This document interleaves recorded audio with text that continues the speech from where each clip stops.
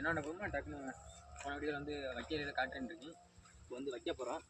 அவன் வந்து நோண்ட போகிறான். இப்போ வந்து அதாவது இந்த மரம் ஏற்கனவே ஒரு மரம் இருந்துச்சு, பட்டு போயிடுச்சு. அவனை காட்டுறான். ஏற்கனவே மரம் இருக்குது, இருந்தாலும் இடையில பல மரங்கள் வந்து இடையில வந்து வறட்சி காலத்தில் வந்து மரங்கள் பட்டு போன காரணத்தினால இப்போ வந்து அந்த கேப்லாம் ஃபுல்லாக பண்ணிகிட்டு இருக்கோம். இப்போ எங்களால் நான் இப்போ ஒரு வாரமாக வேலைக்கு போயிட்டு இருந்தேன். அந்த காசை வச்சு இப்போ கன்று வாங்கியிருக்கிறேன், என் சொந்த செலவில் வாங்கியிருக்கிறேன். ரொம்ப பெருமையாக இருக்குது. என்னமோ புயல் வருதுங்கிறாங்க, அதெல்லாம் நாங்கள் ஒன்றுமே பொருட்படுத்தாமல் நாங்கள் வந்து எப்போதுமே எங்கள் தொண்டில் வந்து தீவிரமாக இருப்போம்.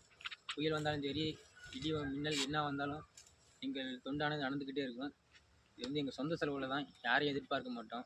ஆமாம், ஒரு ரூபாயாக இருந்தாலும் அது வந்து இல்லாதப்பட்டவங்களுக்கு மட்டுமே நாங்கள் உதவி பண்ணுவோம். ஆமாம், அதனால் என் தம்பிக்கிட்டேயும் இப்போ சொல்லி வளர்த்துக்கிட்டு இருக்கேன். அது மாதிரி என் தம்பியையும். ஆமாம் இல்லையா அதுவுக்கு? ஆமாங்கிறான்.